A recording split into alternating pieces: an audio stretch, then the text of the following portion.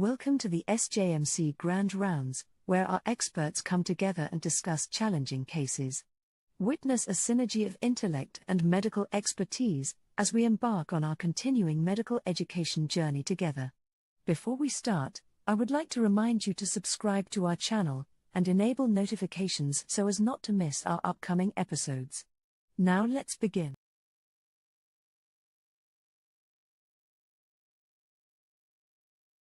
Welcome everyone to our 40th SJMC Cardiology Grand Rounds, and I thank you all for joining us today for our topic on heart, and the title is "Do I Have a Heart Problem?" and the topic is actually focusing on smartwatches and blood pressure monitors and irregular heartbeats.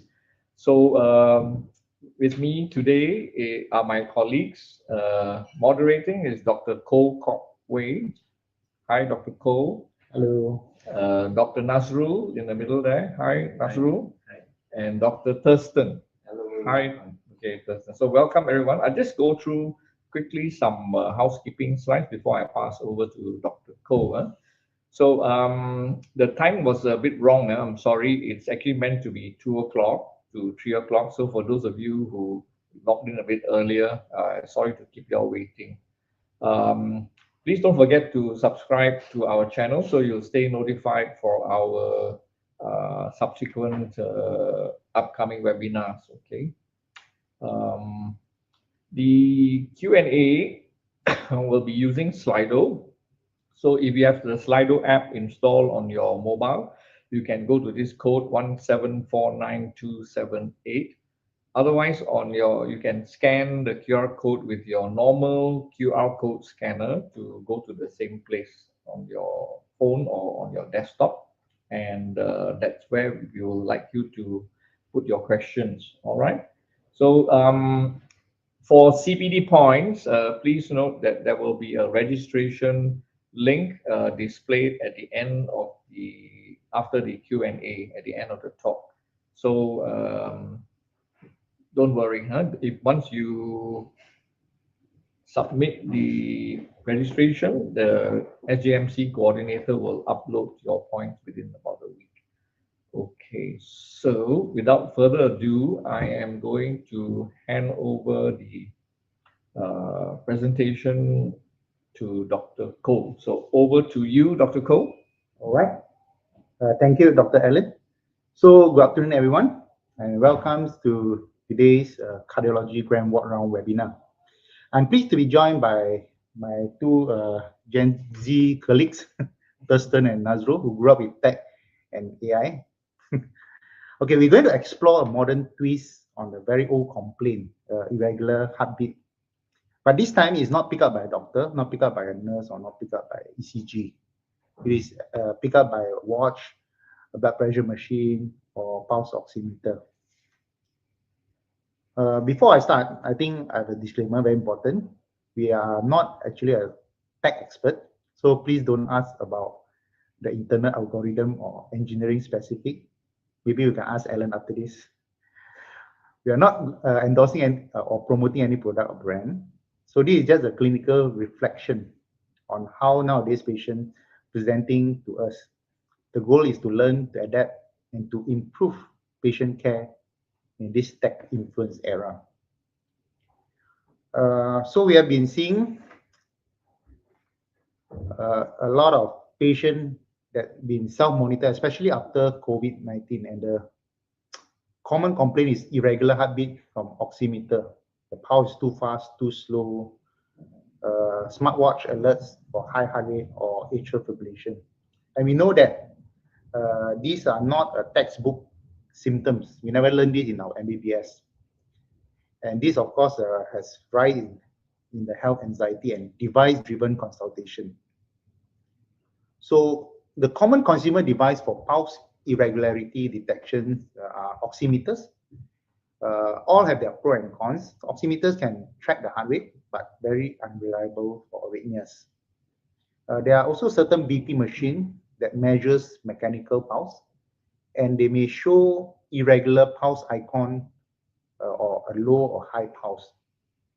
Nowadays, a lot of smartwatches various brand has continuous heart rate monitoring, especially if you wear them, and irregular rhythm notification on certain model, and some model even offer a single lead ECG. Now I'll walk you through brief case snippets based on my own patients, showing how these devices flag issue that turn out to be a real cardiac issue or just a harmless ectopics. So I have this 29-year-old lady that has been noticing, actually no symptoms, but noticing that the pulse oximeter a bit showing unusual irregularities. Supposed to have a video, but never mind. You can see that the pulse oximeter, there's a misbeat over here. Can you see that? The arrow points to a misbeat. And of course, she's very concerned because this kept on happening. Now, the limitation of pulse oximeter, sometimes if you wear it correctly, it's okay, but if you sometimes a bit loose, tremor, movement, can produce a lot of, we call it motion artifacts. This pulse oximeter cannot distinguish the type of arrhythmia. It just tells you that there's some irregular pulse present. And sometimes false reading in ectopics, such as Diagnosing, which is alternating strong and weak beats, which shows a low pulse rate. So I did an ECG for this lady. It turned out to be this lady has asymptomatic premature ventricular contractions. So you can see that the ECG is the diagnostic test to show that there is a broad complex, premature broad complex, which is the ventricular ectopics in bigeminy and trigeminy fashions. So what do you do if you see these cases, especially in primary care setting? So conservative management is often appropriate, especially in asymptomatic patient where the PVC are isolated. There's no like triplet, non-sustained VT, and make sure it's normal physical examination. Do a 12 lead. It should be a normal 12 lead, no presence of Q wave, no ST changes, of course, except for the PVCs. Patient should not have known heart disease or high risk history such as syncope, prolonged palpitation, family history of sudden cardiac death. If so, then it's probably time to refer to the specialist. And you may want to do a certain basic investigation, blood tests, and sometimes if patient complain of symptoms, can consider a bit of low-dose beta blocker, which can help to reduce the frequency of PVCs and alleviate symptoms. Lifestyle advice, reduce caffeine, alcohol, stress in general, although we know sometimes caffeine may not really affect the ectopics, and encourage to improve sleep quality. And most of the time, we just observe and monitor. You can offer follow-up ECG or 24-hour Holter if the symptom develop or persist. Another brief case, number 2, 62-year-old man that came to my clinic, I think last month, with a smartwatch this time, alerting him irregular heart rate. Now, this gentleman has occasional palpitation, but usually they ignore it because it's not troubling them. No underlying disease. He exercised regularly, non-smoker, normal physical examination, normal BMI. So some model, they will alert passively, they will detect the pulse rate using the photoprismography, the PPG sensor. They will periodically check for pulse irregularity in the background, and then they will have certain algorithm, and then they will alert the user. Now, very important notes, the Apple Heart study, which is a real study done, shows that 71% user who have irregular rhythm notification were later confirmed to have atrial fibrillation on patch monitor. And 84% of notification match atrial fibrillation on simultaneous ECG. But please bear in mind that this is not a continuous monitoring. If you are wearing it, then they will monitor in the background on and off. So it means that in between, they might still miss certain arrhythmia. So if your watch doesn't alert you to have any irregular heart rate, doesn't mean that you don't have atrial fibrillation. And please remember that it only indicate possibility of atrial fibrillation, but a confirmation ECG is needed for the diagnosis. And sometimes some model of the watch able to record a single lead ECG. So this patient's model is a more advanced one. He can record a single lead ECG on the Apple Watch, and then I asked him to show me. So this is what he showed. So the Smartwatch ECG can record this very nice tracing. Maybe we pause for a while and look at this tracing and give me your thoughts.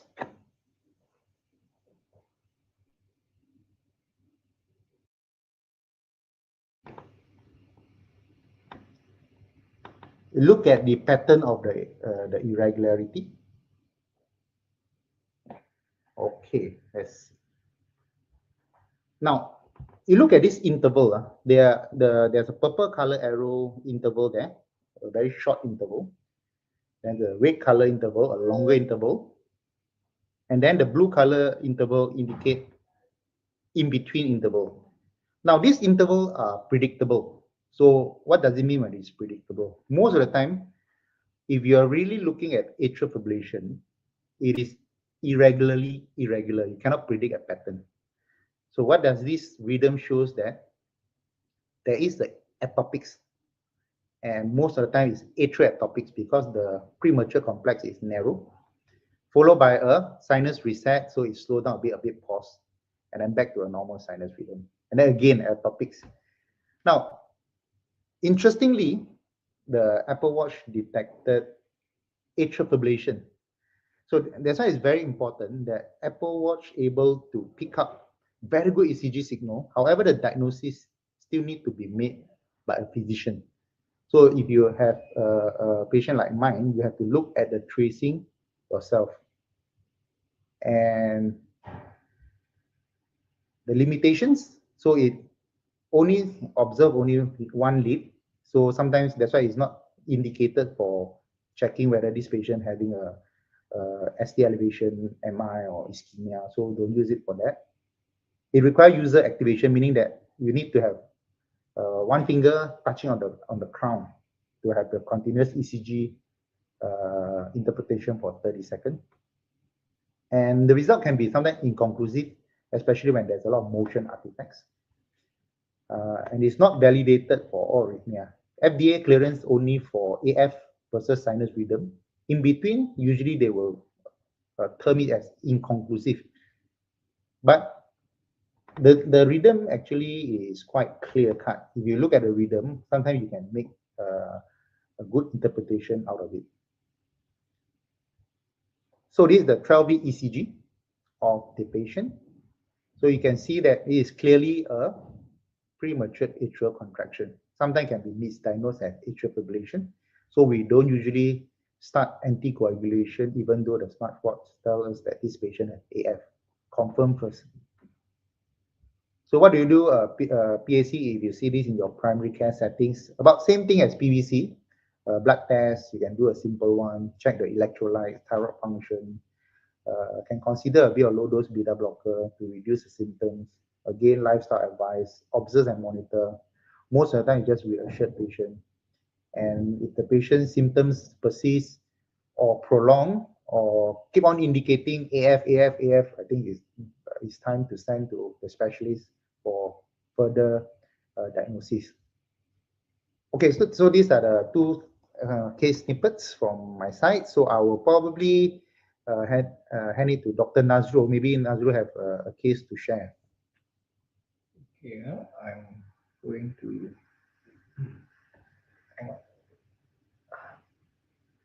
move ways and then add Nazrul's presentation. Okay, I can control it myself, right? Yep, your case is now online. I can't control my case. Can you control it? I can't move my slide 4. Go to your PowerPoint. Move to your PowerPoint. Oh, okay. All right. Thanks. Thank you, Dr. Lin. Thank you, Dr. Koh. So the case that I'm going to be talking about today is a rather short case, but I think it's quite commonly seen in the outpatient setting.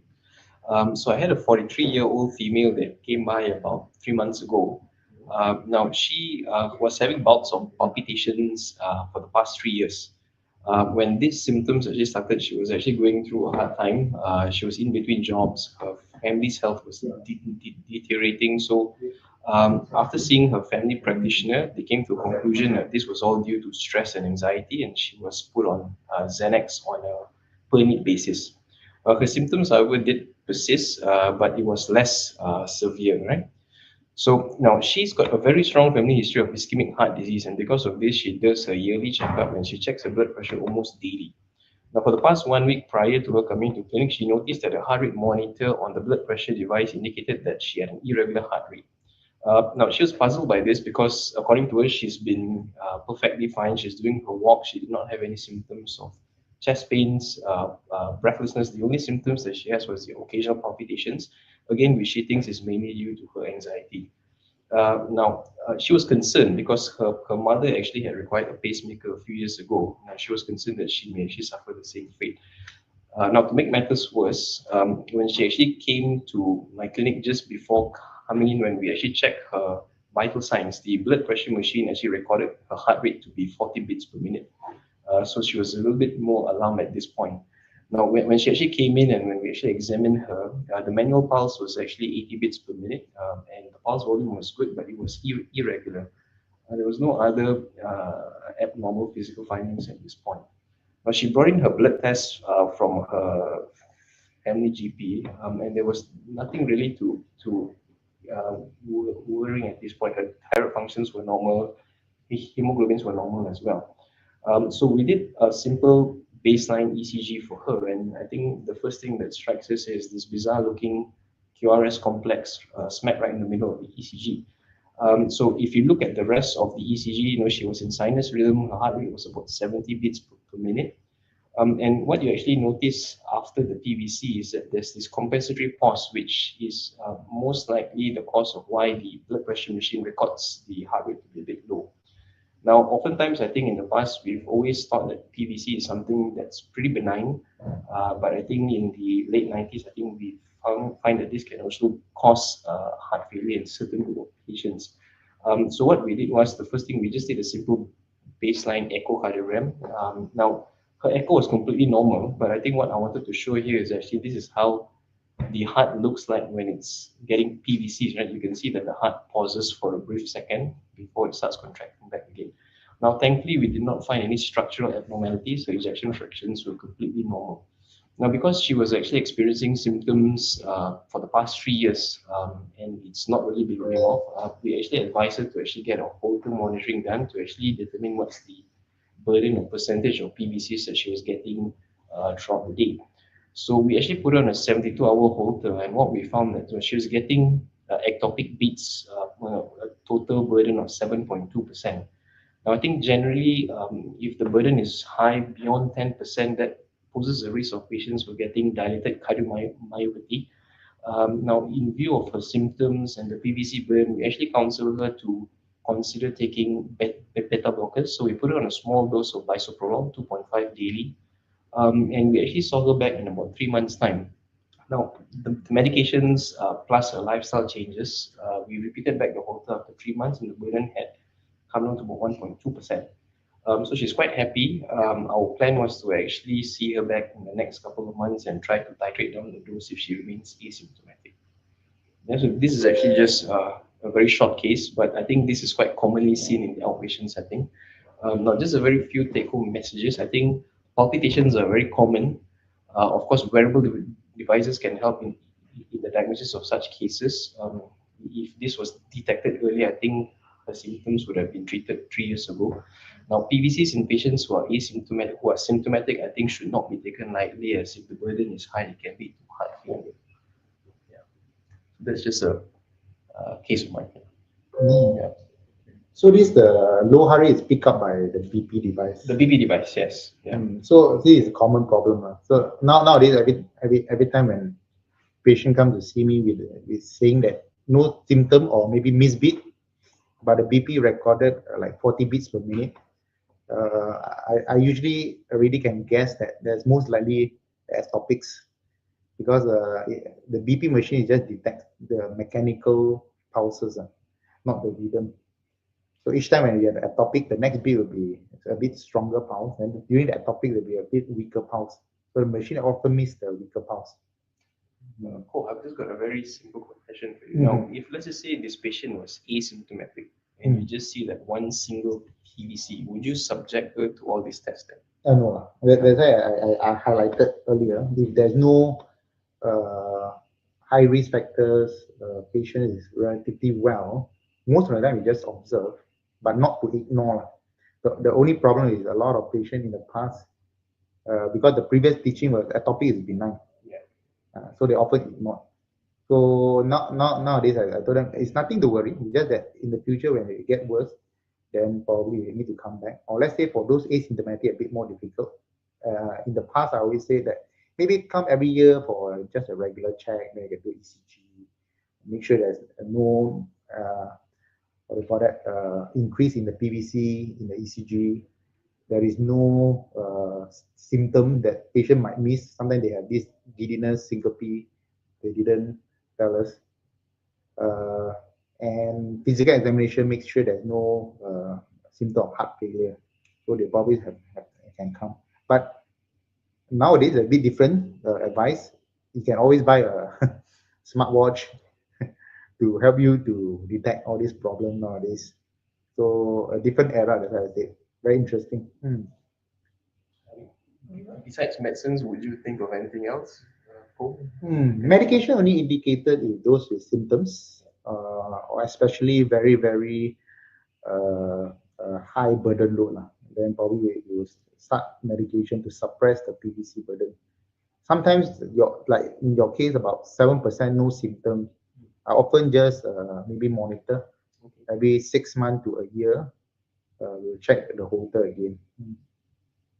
I think conversely, if you have a case with slightly lower burden, say 2%, 3%, but patient tells you they're quite symptomatic on how to get palpitations, your approach would be different. Yep. So we have like burden less than 5% came in very symptomatic. So medication are indicated for symptomatic patients. Sometimes we start them on low dose beta blockers. In certain cases, we have to start antiarrhythmic drug like flecainide, just to suppress the symptoms. And often after 3 weeks of treatment, the symptoms subside and taper down medication, and patient might not feel any recurrence after that. So I always tell my patient, maybe about 1/3 will go by itself. Another 1/3 maybe persist, need some medication. And another 1/3 of the patient perhaps will get worse.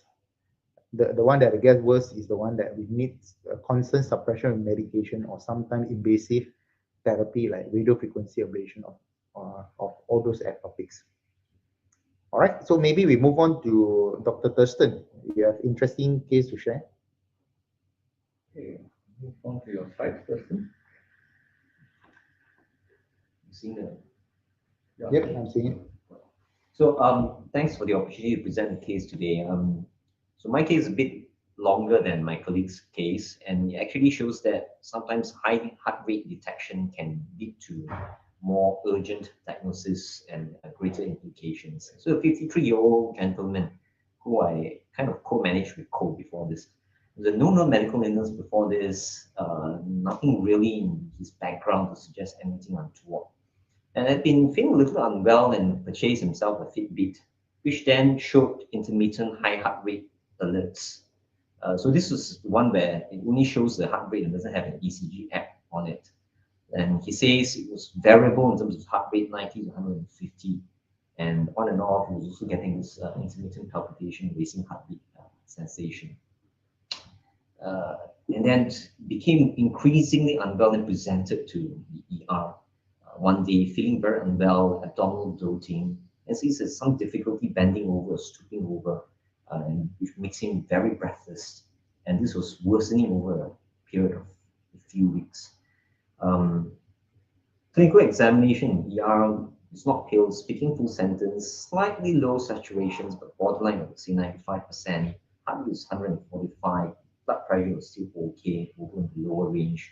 JP of raised, is pupil edema for mid-time, some sacral edema, reduced air entry bilaterally, scattered crackles and abdominal distension were true positive. So overall, I think even based on clinical examination, you know, this is a slight unwell patient with clinical signs of heat overload. I just want to talk to you a little bit very quickly about this term called bandopnia, in reference to the patient's complaint of feeling breathless when stooping over or bending over. This is a term that perhaps we don't frequently hear that much. You know, we know apnea, we know dyspnea. So bandopnia is basically breathlessness, sensation of breathlessness or dyspnea when bending forward at the waist. And from an objective point of view, is considered positive if breathlessness is present within 30 seconds of bending over. And the numbers with that is probably in the region of about 18 to 49% in patients with heart failure, particularly those who are more on the decompensated spectrum of heart failure. So this is the ECG on presentation. I'm not sure whether I can drag Ko in to comment on this. Yep. Interesting.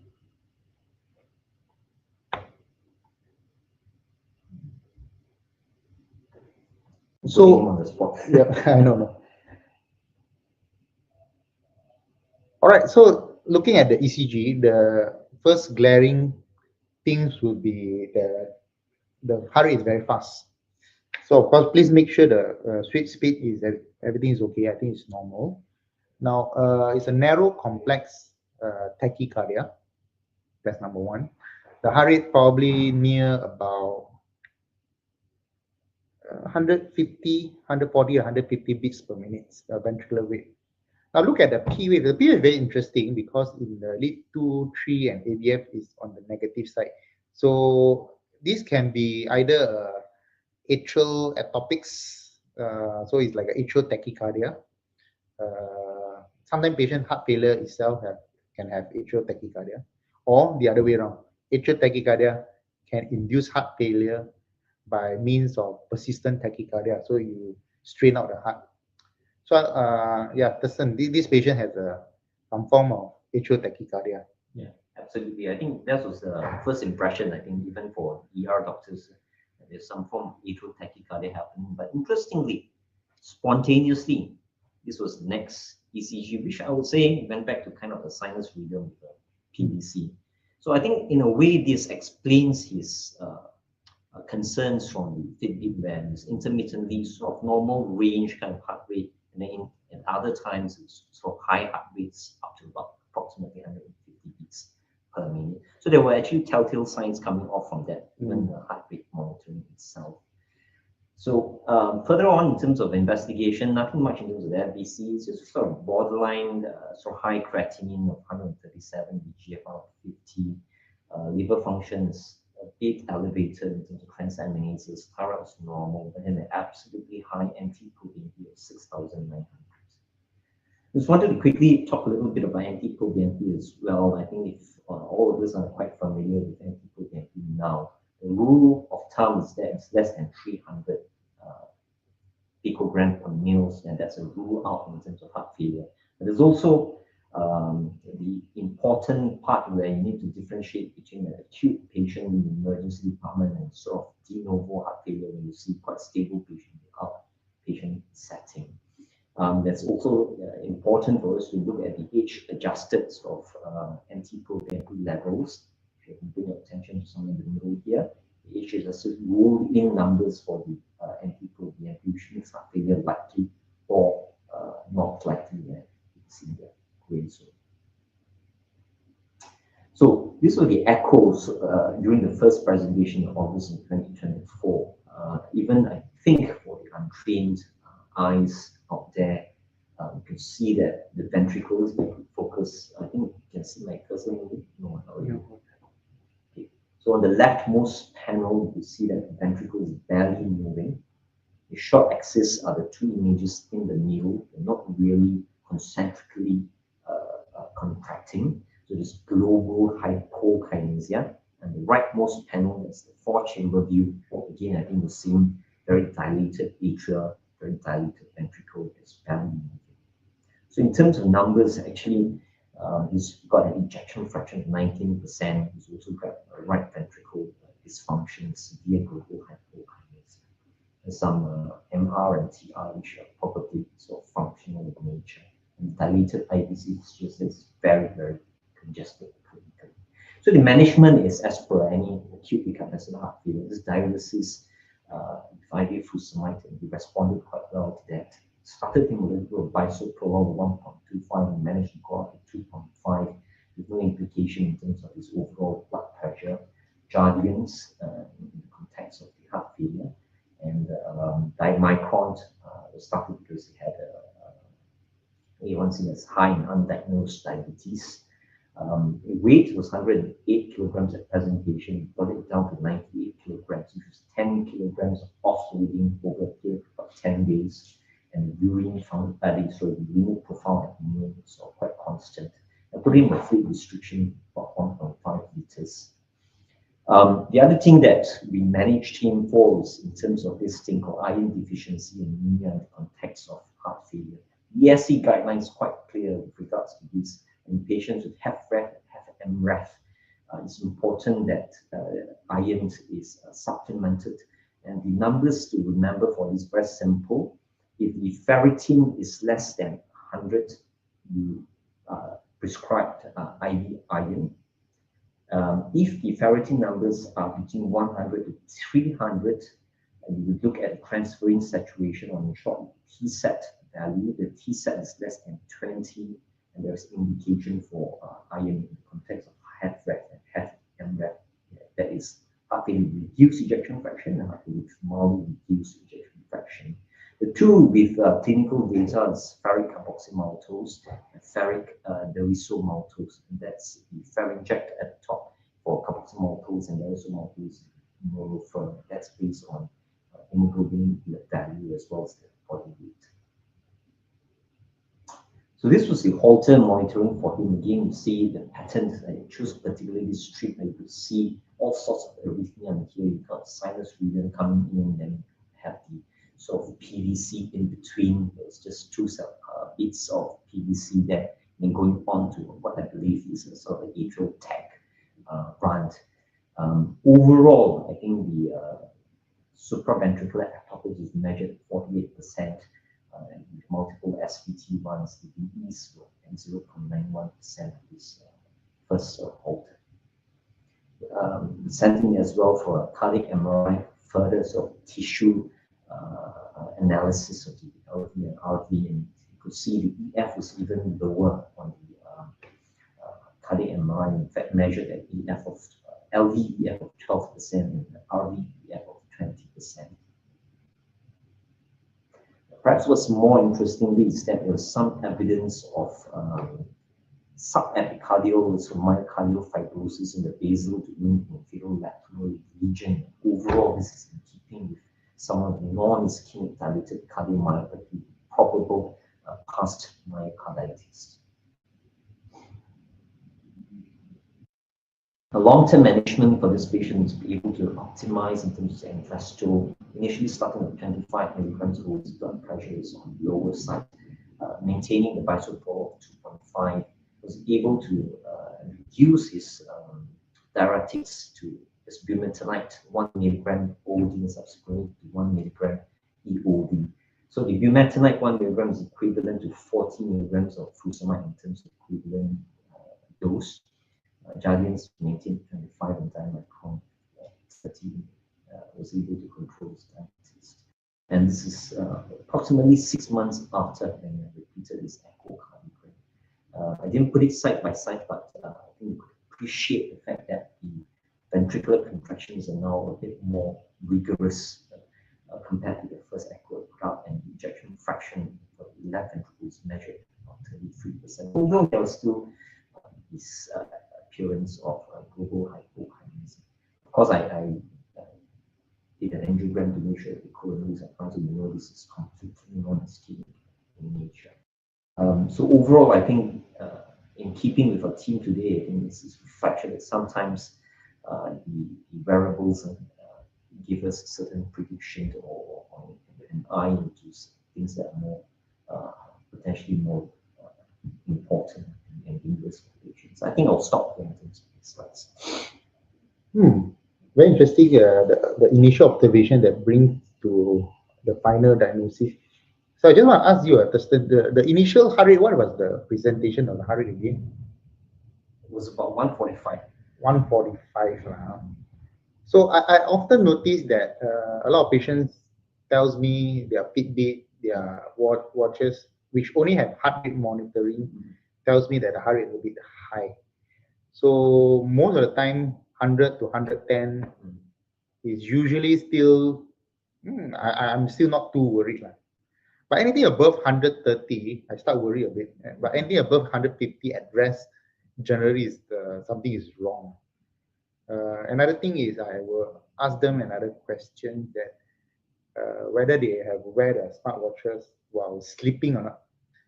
If you, most of us when we are asleep, even though we are not, like for myself, I'm not very fit, so my resting heart rate is about 80. So, but when I sleep, the heart rate goes to about 50 plus. So if someone have a heart rate while sleeping, of course you have to make sure you're sleeping and not doing something else. Sleeping, and then the heart rate is persistently above like 90, 100 plus, that is a red flag. That's not a red flag. Even though there's no ECG monitoring, I think that's not a red flag. I think in this case, even if you look at the ECG whilst it's in sinus tachy, the heart rate is probably ranging around about 90 beats per minute. There's a reflection of the decompensation, and it actually, sorry, not decompensation, the heart is actually trying to compensate for its own weakness. So sometimes if you bring down the heart rate too much, it can be much worse for the patient. But of course, in this case, it's important to suppress the atrial tachy. And coming back to, I think in terms of diagnosis, I think a bit of a chicken and egg, atrial tachy leading to decompensation and poor or cardiomyopathy, or cardiomyopathy leading to all this weakness. I believe in this case is more of an underlying non-ischemic dilated cardiomyopathy presenting with atrial tach, and that's why by controlling the rates, I think was able to get some LV improvement. I think it's very important illustration of why sometimes MRI is very, very useful. Maybe you can back to the slide of the ECG. ECG.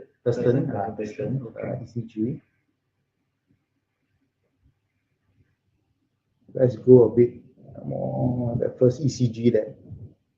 Yes, correct. So again, look at the lead 2 and lead 3, where I mentioned that the P wave is inverted. So we know that this kind of inversion is not from the sinus node area, because sinus node is located at the high right atrium. So if it is a sinus tachycardia, the P wave will be upright. It is like a positive bump, not a negative bump. So because this patient is heart failure, as I mentioned, it can be either two. The heart failure itself can induce a atrial tachycardia, or the atrial tachycardia itself can induce heart failure. And then go to the next slide. Immediately when it is reverted to normal, you can see that the lead 2 and 3, the P wave is upright. So there's a change there. So this is in sinus rhythm. So now the question for me is whether I want to ablate the atrial tachycardia if I think that is a culprit. There's a chicken or the egg, which is which. So I'm not sure because the EF is still on the low side. That's where the MRI is appropriately ordered to illustrate if, let's say, I didn't find any segmental fibrosis or any abnormalities that points toward previous scarring. Perhaps the diagnosis would be atrial tachycardia induced cardiomyopathy, and the ablation should be done earlier. But in this case, we know that now the diagnosis points towards the abnormal myocardium to begin with. Heart failure is also not induce all these atrial arrhythmias. So the emphasis is to tackle the heart failure appropriately. So I think all these are very important. The MRI is very important in this case. Another question is talking about the IV iron. So, Dr. Thurston, is it patient that even without anemia, but low iron is indicated for iron therapy in heart failure? Yes, the answer is in the context of heart failure, reduced ejection fraction and mildly reduced ejection fraction. Generally, I think the data is until EF of about 45% or below. even with a normal hemoglobin, they should ideally be assessed for iron deficiency with a ferritin value or a transferrin saturation value. In fact, there is data now that says just do a transferrin saturation and it's less than 20%, you should be giving them. The idea is that there is a functional anemia, essentially in patients with heart failure, reduced ejection fraction, bowel reduced ejection fraction. Interesting. So, all right. Is there any question from the floor? We got anything else to present? Yes, maybe show back to my slides. I just want to illustrate the ECG, the Smartwatch with ECG apps versus just the heart rate monitoring. So heart rate alone, again, I need to emphasize, cannot distinguish the type of rhythm. Means that you cannot differentiate sinus tachycardia or atrial tachycardia. Sometimes also you cannot differentiate AF, because AF can be within the range of 60 beats per minute to 100 beats per minute. So if someone with a heart rate telling you that, oh, my heart rate is always normal 80, how come I can have atrial fibrillation? Yeah, you still can have atrial fibrillation. PAC, PVC also usually within the range of 60 to 100 beats per minute. So you can't also differentiate the rhythm.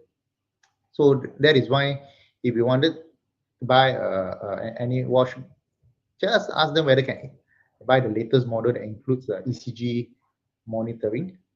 And the ECG straps, although it's single lead, it can provide clear rhythm for doctors to analyze. Of course, you all may not able to recognize the rhythm abnormalities.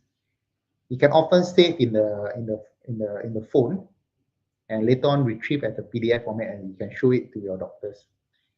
Sometimes the P wave can be very clear, the QRS can be very clear, but again, not for everyone. I have seen 1 or 2 patients that no matter how they try to record it, they can't see the rhythm properly. That's too bad. So always test first before you purchase the device. And a lot of them now incorporate atrial fibrillation detection. So I think that's very, very important. Any question from Thurston or Nazrul? Any comments? Nothing on my part. I think it's important to also highlight the limitation as we have done, that all of this rate detection mainly, it's important to also get conscious input regards to rhythm, like the case that you should follow. So I think the conclusion for today's webinar is as a doctor, as a physician, we need to evaluate the device reading critically. Just before the session started, I actually just went up to my ICU because one of my nurse just called me. Just had to rush up. He said that, doctor, the heart rate is 29 beats per minute. So I went up there. I said, where do you get a reading of 29 beats per minute? Because the monitor shows 29. And then, do you look at the rhythm? No. So actually the patient has a rhythm, there's a pacemaker, so it paces the heart at 50 beats per minute. So that sometimes the machine still tells us a number, and we don't really look at number. We look at the patient, we look at all the rhythm and make a decision. So same thing here. I show you the patient that showed me the ECG strip. Very, very nice tracing, very nice ECG, but the wrong diagnosis. Not to say wrong. I mean, they only engineered to diagnosis either sinus rhythm or atrial fibrillation. But we can make a diagnosis out of that ECG. And the common cause of false alert in like BP device or oximeter is when patient have bigeminy atopics. Patients sometimes have sinus tachycardia. Those with anxiety, after buying a watch, they always come to your clinic, knock on the door. Doctor, my heart rate is always about 110, 120. But when sleeping, okay, 50, 60 beats per minute. And of course, patient with a fever can present with sinus tachy as well. But of course, we need to pick up from clinical symptoms those with heart failure. So again, the final message is consumer tech is supportive, but not diagnostic. So So our role is to help to interpret, reassure, or escalate appropriately. Okay. Right. Thank you, Dr. Koh. I just had peeked at the questions, and so far there's only testing, no questions. I enjoyed today's sessions because although I'm not a cardiologist, but I'm a tech junkie. So all this talk about Apple Watches and rhythms actually very fascinating to me. Also from a personal point of view, because I had some ectopics. Just sharing, I had a lot of ectopics. So it actually was first picked up by one of the smart bands.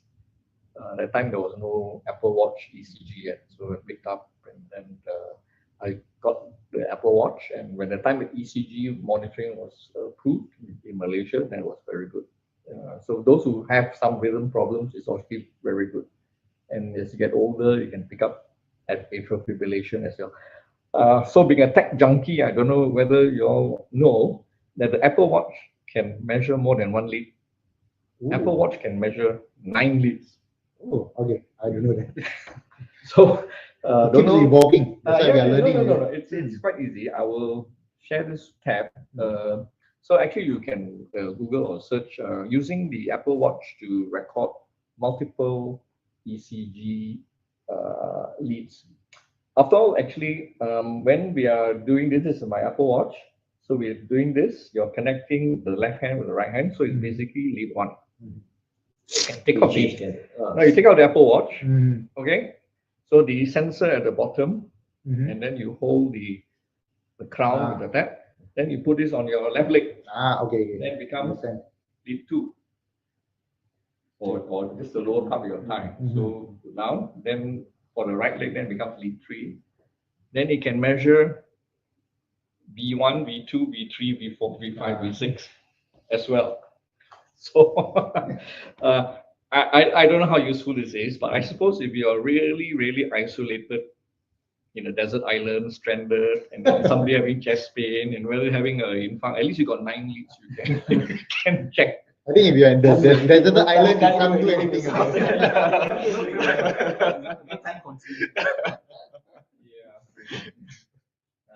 I think the only other watch MDA approved is Samsung, I think, at the moment. I'm not sure. Interestingly, my patient showed me another one with a Huawei. Also not too bad, the tracing. Actually, most of the tracing are good. I think when they say FDA approved is whether they are accurate for rhythm analysis, whether AF or not. But actually the rhythm, I think you showed me before also one of the watches. As long as there's clear P wave and QRS, we can make quite a good diagnosis. Okay. The other gadgets I played that is share is the I don't have the Alive Core. The Alive Core is actually quite supposed to be one of the portable ECG devices where you hold in the hand. Hold in your hand, and then you can actually measure. There's some cheaper one which from China, from a brand called Value, which I also have. You just hold in the device, which looks like a little oblong, and you hold it, and you can get your ECG rhythm. And that one is quite clever because if you strap to the chest, you can measure for I think a minute or so, or no, more than a minute, a few minutes. So it's not quite your Holter, but it's more than the 30 seconds you normally can get.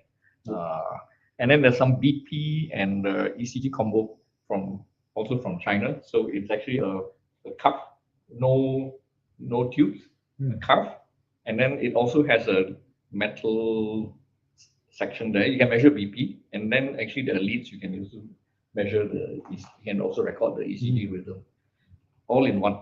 Actually, they're amazing. All these devices. I think the field is just going to expand further. Yeah. I think so far the discussion has been talking about detection of rate and rhythm. I think increasingly there are studies looking at in terms of detection of heart failure itself. Based on, I'm not sure whether it's based on the PPG technology or what else, but it's a bit like the implantable devices where we talk about thoracic impedance and all those sort of things in terms of monitoring of heart failure. So I think there's going to be drive towards miniaturizing all of these to wearables at the consumer level. That is some couple of questions on iron. Is iron supplement as maintenance necessary or just a single dose of IV iron? I think that refers to patients with heart failure, and though they are not anemic, but if you check if they are actually iron deficient, we should correct IV iron. The recommendation is, in a way, no, you do not need a maintenance dose. You check them one off, and if they are low, you replace them in terms of the transferring saturation, the ferritin values that I've mentioned. The recommendation is we probably consider repeating them at about 6 months, even 12 months thereafter. So basically, when you're giving intravenous iron, normally you would give total correction anyway. From the hematologist point of view, also we need to find out why they're iron deficient. So don't forget. Absolutely. Don't forget to take a history. Maybe they got blood loss if they are adults, so maybe some occult malignancy. I suppose it works. I'm wondering how it works. I suppose iron is found not just in hemoglobin, but also cytochrome oxidase. I think the mechanism behind that is the myocardial energetics. I think the way myocardium works is a whole lot of things to do with iron as well. Yeah. I tell my patients, iron is not just for blood, it's for your hair. So it's not just about oxygen delivery, immune system, everything. Yeah. So I think it's an important point you brought up earlier. Let's see any other questions. No other questions at the moment. Okay, I think let me move back to my. Okay, I think we will go to the attendance part. So don't forget to subscribe to our YouTube channel. If I remember, I'll put the links. I'm not endorsing any of these things, but if you're interested, I will put links to a live call, the value websites, and then you can see as well what interesting gadgets they have nowadays. So this is the link for the CBD points for you to scan with your normal QR code, not the MMA app, please, just a normal QR code. Sorry if you can't see the bottom there, but it basically takes you to the registration form link. The shortcut is docs.my/1000525. You can open that on your browser. Otherwise, you scan with your mobile phone, and it will take you to that same link. Okay, which is a Microsoft form. Okay, just enter your name, enter your IC. Don't get it wrong, because if your IC is wrong, then we have some dentist said I submitted, didn't get my point. But sometimes doctors get their IC wrong also. Yeah, the MMA requires a IC. It's not the MMC number, but it's the IC. So that's the most important number you need to get right.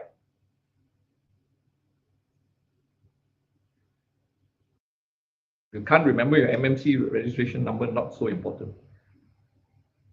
But don't get your IC wrong.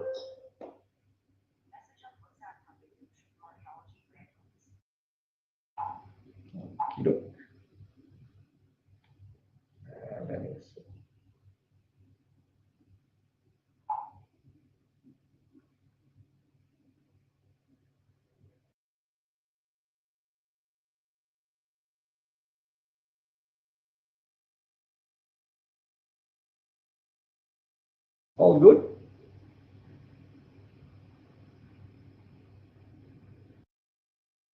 Wow.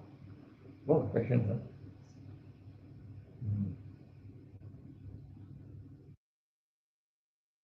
Okay. If anybody have any problems, also please contact the SJMC GP coordinator or post comment in the YouTube video, and we'll get back to you.